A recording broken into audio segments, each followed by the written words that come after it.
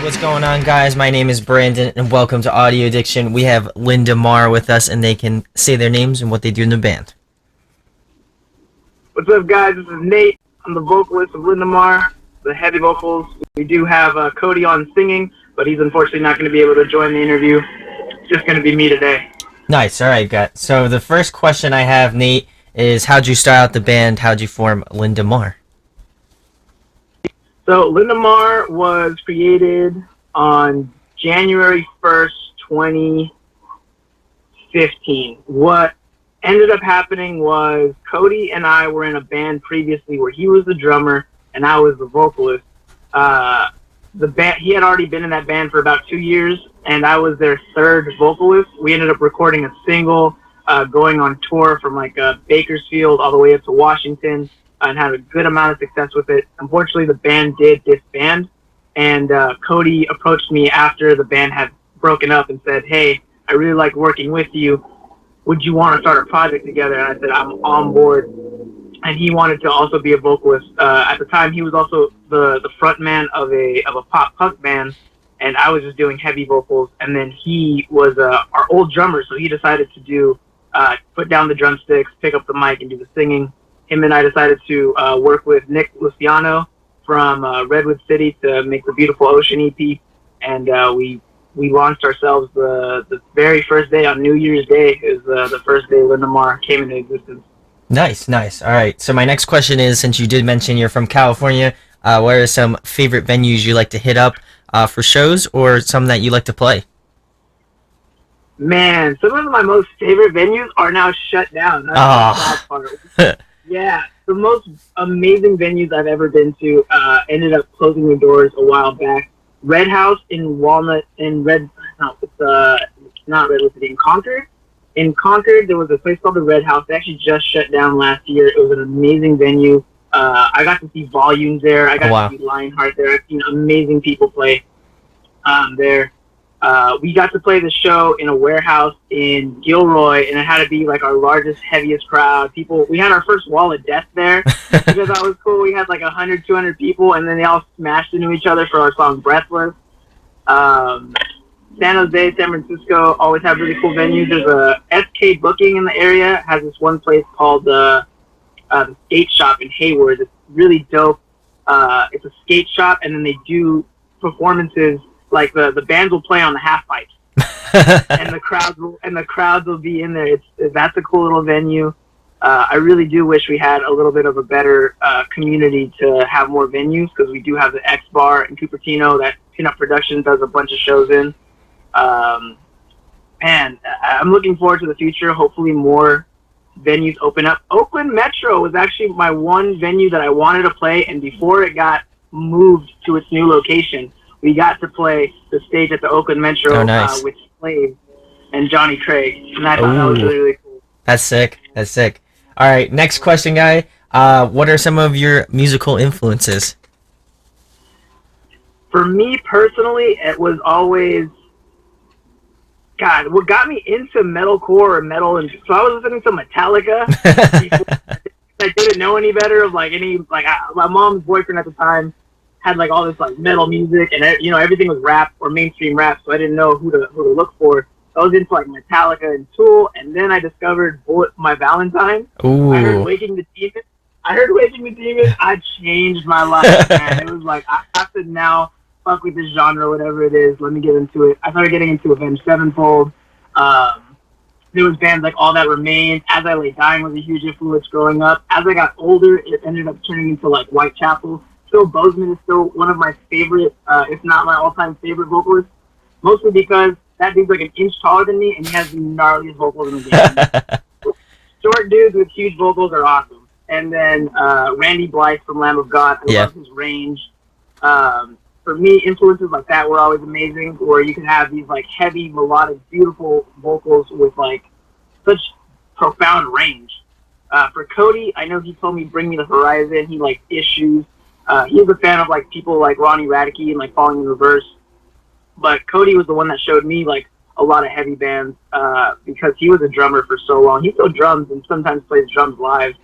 So he likes really clean bands. Like We Came as Romans is one of his favorites. He was a fan of Memphis Mayfire, Kellen Quinn, and just a good amount of people. I mean, I really wish he was on the interview to speak more about it, but I like how he has all these diverse influences in our music while I was just trying to make everything heavy. Well, I mean, you kind of counterbalance each other, so that works out. But my next question is, in kind of relation to that, what have been some bands that you've been jamming more recently? More recently, man, there's an audio clip of Ben Durr from, what's the name of it? It's The Shadow of Intent, just doing like it's him in studio doing like a quick snippet of vocals, and he made the most amazing noises with his face, and I was like, holy shit. So listening to Shadow of Intent, I've been listening to Traders, R.I.P. to Traders. Yeah. I've been listening to their song New Hate. I actually got to meet the vocalist when they came to Santa Cruz, and he showed me how to get my my vocals lower by learning how to, check this out, he told me, learn to speak in slow motion. Get really, really good at speaking in slow motion. It improves your vocals, and it works, man. Tyler is a freaking genius. Another local band is Spite. I absolutely love Spite. They're from the East Bay, and they're doing amazing things with Stay Sick Records. All good guys. Cody Fuentes is actually a producer, their drummer, and we're going to go into the studio with him on the 7th. Nice. Yeah, I actually heard of them. I have a few friends on Stay Sick as well, so like that's cool. I have to check out their stuff. I think didn't they release like a new track? I think like a couple weeks ago, right? They've been just recording. I haven't seen any news on them. Okay. The last thing I saw out there was Night Terrors, and then of course they did a Digging Part 1, or no, Digging Part. Yeah, it was Digging Part 1 was the first music video that they launched, and it's that whole album is just beauty. Oh yeah. It's heavy, destructive, and just angry. But like these are the nicest human beings I've ever met. It's always that. Yeah, it's always that kind of weirdness where they're super nice, but they can write like the gnarliest things. So my next question is, speaking about writing, who writes most of the songs? Like, how do you guys like? Obviously, you said you're both vocalists, so how do you go about like writing the instrumentals? You guys like find people to do it for you, or do you do it yourself? Just how does that go about? Yeah, so since day one, we've always had for instrumentals, we've always had somebody ghostwrite for us. We usually put in our input of how we want to sound, and then these ghostwriters have been able to make amazing tracks. For example, our Beautiful Ocean EP was done by Nick Luciano in Redwood City.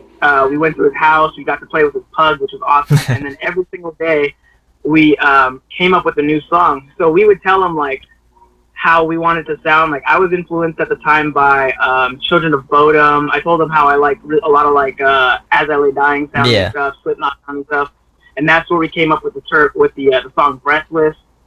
We have just a wide variety of like, we want this to sound like this, we want this to sound like this, and then he would be able to compose it on the spot, fix it up, and then master it once we put our vocals in. I write 100% of my lyrics. I don't like anybody writing any of my lyrics. If anybody throws in any suggestions and I take it, I get full credit. At the same time, I personally write all my lyrics. Cody writes the majority of his lyrics too. We did have a manager at some point, and he actually introduced us to some guy. I can't remember the name of him, but he wrote Tempest. He wrote a really rough demo of Tempest and another song we have releasing later this year called Unclear. But they were really, really rough demos. Then we would use, when we got to record with our new songs, we took this guy named Robert Ramos, and he was in a band in San Jose. We flew him out to Arizona with us. Wow. And this dude is an amazing guitarist. So he was able to like fix the tracks. He updated and fixed the breakdown. He made the tracks absolutely amazing. And I think a lot of it has to do with the producer we worked with. We got to work with Cameron Mizell from Chango Studios. And the tracks we got out of him were just these absolute beautiful creations. But, I can't take credit for the sound. We just knew what we wanted to sound like. If we didn't like what we got, we had it refixed or reissued or a new song. But we do outsource for our music. We put our vocals on our tracks. Nice. That's kind of an interesting concept because, like you hear a lot of bands where they'll write a lot of their stuff and they'll go into the studio and things of that nature. So it's kind of interesting to see something different. And I think it sounds great, so I'm excited to see what you guys do next. But my next question is a fun one. If you guys could pick a song to cover, what would it be? I really want to do Vices by Memphis Mayfire. That Ooh. song is freaking dope. I want to do that one super bad. We were actually going to do a vocal cover of I think Numb by Linkin Park. We're going to be Ooh. doing like a professional studio version of that, doing my vocals over it, and then Cody doing the singing, obviously. Um, we're more than happy to take suggestions on stuff. I even wanted to do at one point, like, I'm a huge fan of like rap and Kendrick Lamar and like these real intricate lyricists like not ASAP Rocky but Aesop Rock from New York. Yeah. And I wanted to do like a Kendrick song, like his song "Watch Out for Detox," but scream the entire song. That'd be ridiculous. So we are going to be doing covers this year. We're going to be doing more professional ones, but definitely Vices by Memphis Mayfire is one for me, and Watch Out for Detox, and then Numb by Linkin Park. So watch out for that this year. We should be dropping all those. Awesome. Awesome. Excited for all three of those. They sound great. I've actually heard of Aesop Rock. I love his stuff too, so that's awesome. But my next question is another fun one. Favorite food to eat? Oh man, favorite food? For me, I mean, I absolutely love burritos. I'm eating one. Sandwiches, I love deli sandwiches. Anything on a sourdough roll or a Dutch crunch roll with chicken, bacon, avocado. Those big sandwiches that you have to like unhinge your jaw to eat. Those are my sandwiches. Like, that's me. I'm a huge fan of sushi, but those top three has got to be sandwiches, burritos, and sushi. Like, all day, all day. Oh yeah. Oh yeah. All right. Next question. If you could collaborate with any artist, who would it be?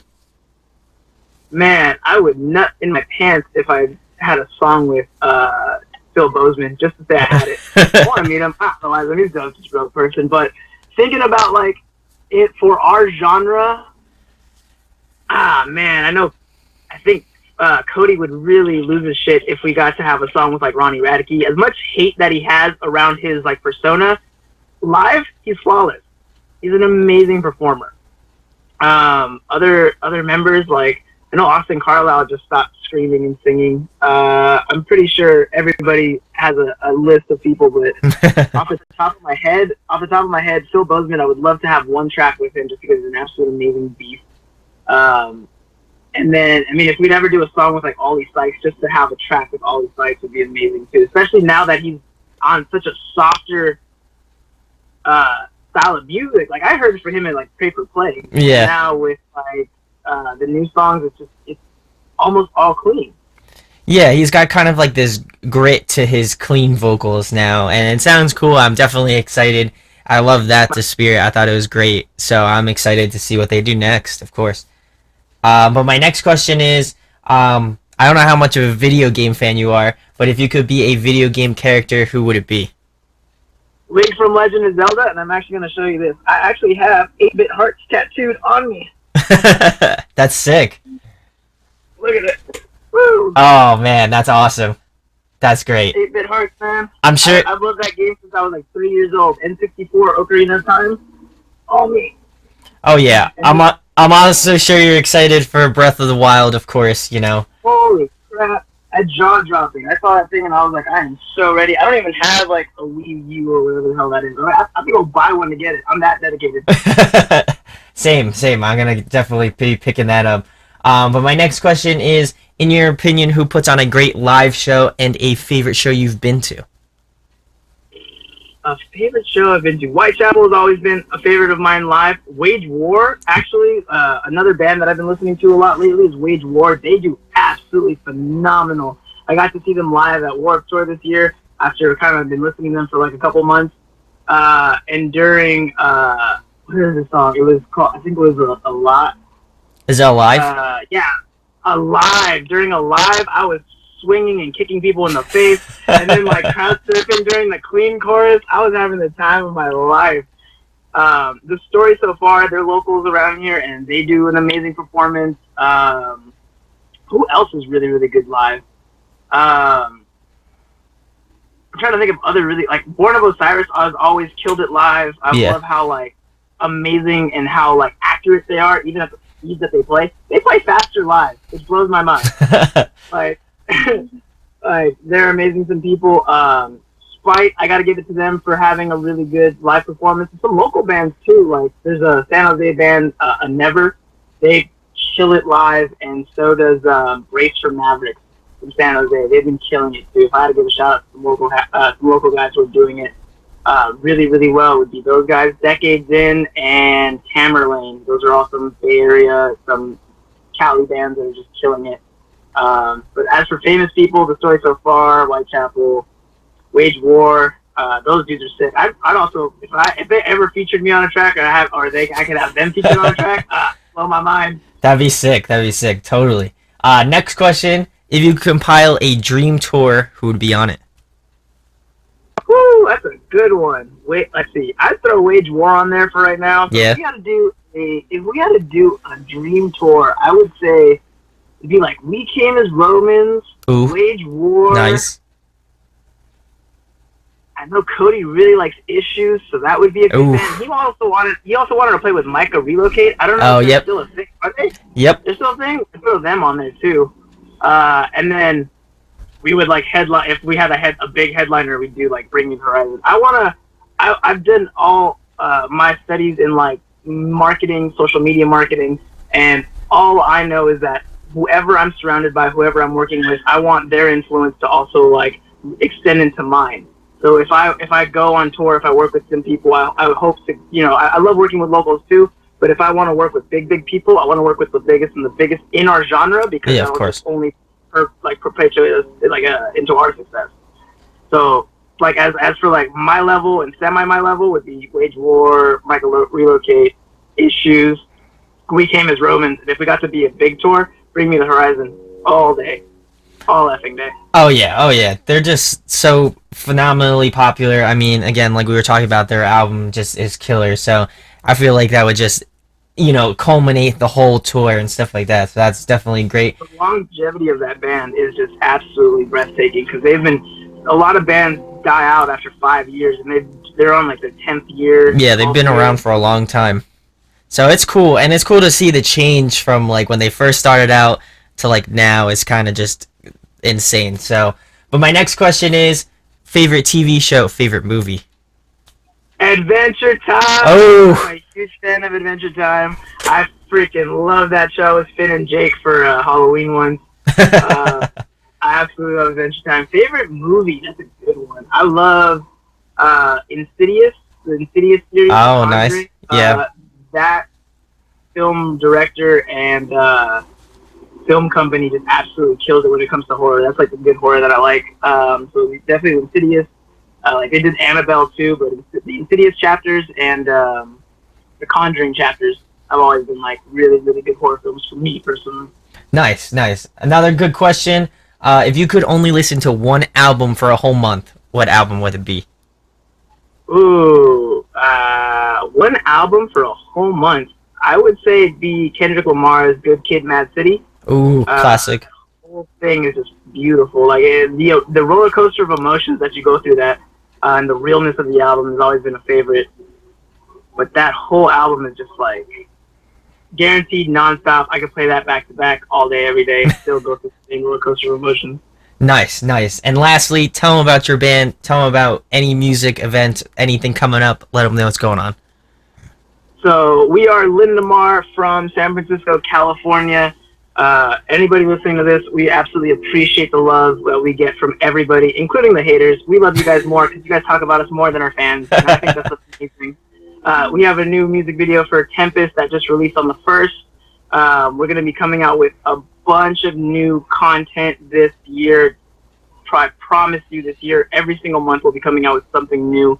And just as a real quick plug, we will be selling shirts that we will be donating profits to for cancer research in February. We got a black shirt with pink writing, the LindaMar logo in it with some of our lyrics, and we're gonna make break-even prices, and everything else is gonna go straight into cancer research. So that's gonna be our mission in February. That's gonna be great. I'll definitely be picking one up for sure. That's such a great cause, and that's awesome. But thank you for being on. The funny thing about this, or the funny thing about finding your band was that I don't know if you guys do like sponsored like promotion on Facebook, but I was like You do. scrolling through, and I think like a few of my friends like liked your page, and I was like, these guys seem pretty interesting. I was like, because I do this channel, so I check it out. So I like checked it out. I'm like, dude, these guys are crazy. Got to get them on. So then I obviously messaged you, and you came on. So I appreciate it, man, for you taking the time out. Go check out LindaMar. Go check out all their social media. We'll make sure to leave it in the description. Go follow out what they do. Like he said, Tempest just came out. Great track. I'm super stoked for what these guys are doing. And again, go hit the subscribe on here. Go hit the subscribe for them as well. Hit that thumbs up. And thanks, Nate, for being on, man. Thank you, man. I appreciate it. May I leave off with one little last comment? Sure. Go ahead. One thing I wanted to any of the listeners is just to keep an open mind when it comes to who's out there performing music. I know with the idea that we get our tracks from people who write our songs and we go out and perform them, I know we've had an incredible backlash from day one for that. We've had people who absolutely love us and people who absolutely hate us because of it. The open-mindedness of the just the music community has to be there, because it doesn't matter if we were there and we built the guitar from scratch and then made the song. It's the idea is that we're putting out music for people to enjoy, to create a community, to make everybody come together under a genre. It doesn't really matter who wrote the songs, as long as the songs were put out there. Everybody was given their due diligence and credit, and nothing's done in any form or way shady. We want to promote love, positivity, and happiness out there for everybody in the genre, because it's what saved me. It saved many other people. It's going to continue to do it. So there's no need for the hate in the music. If you don't like it, don't listen to it. If you don't like it, talk smack so other people can listen to us and find us and like us too. Like, I do not care as long as it's all for the better cause of everything. No, that's definitely true. And there were some thoughts when you were saying like ghostwriters and things, but I think the fact of the matter is, even if I didn't know that, even if I didn't know you had that and you guys are just vocalists, I think again you have to listen to the message behind it, the people who are doing the tracks, the people who put their heart into the music. It doesn't matter who wrote it, it doesn't matter who whatever. And I know that's a huge topic now, considering like Crown the Empire just announced something about that as well, pretty recently. But I totally get you on that, and I think again it's all about being positive and promoting the scene, and it's showing like just connectivity amongst different people, no matter if you wrote the track or if somebody else wrote the track, as long as that they're getting credit for it, and as long as it sounds good and you like it, that's at the end of the day, that's number one. Absolutely, because if you had a restaurant and you didn't know how to cook, you're gonna get a chef to cook, and it's all his recipes. It doesn't mean that your restaurant's less because you didn't come up with the recipes. It means you found somebody who had good food that you like, that you wanted to put out there. I mean, people will be like, then you guys aren't artists, then we're performers. Call us what you want. Regardless, we're putting something out there for the masses to enjoy. Totally. It's all for the better of the good. Oh yeah, totally. And like you said, yeah, like with the restaurant thing, like it's not like he's not getting credit for not making the food. Like obviously people are like, man, the chef did a great job tonight or something like that. It's just that you're facilitating the music. So I think that's a great thing. I definitely enjoy what you guys are doing. I support you fully. So definitely check out LindaMar. Great guys, great chats, of course. And again, go check them out. And we'll be talking with you soon, guys. Peace. Thank you guys so much. You awesome. Hey guys, hope you enjoyed the video. Thanks for watching, of course. If you enjoy what we do, make sure to go check out the other series we do. We do album reviews, we do band interviews, and we do live videos, so definitely go check that out. Hit that subscribe button. It really helps our channel, helps us grow. Make sure to hit that like button as well. Go follow us on social media. That's all down below. We try to keep that as updated as possible. We also made a new website where we'll be posting photos of upcoming concerts and stuff like that, which you can go check out at audioaddictionmedia.com and come get your fix with us, guys. Talk to you later. Deuces.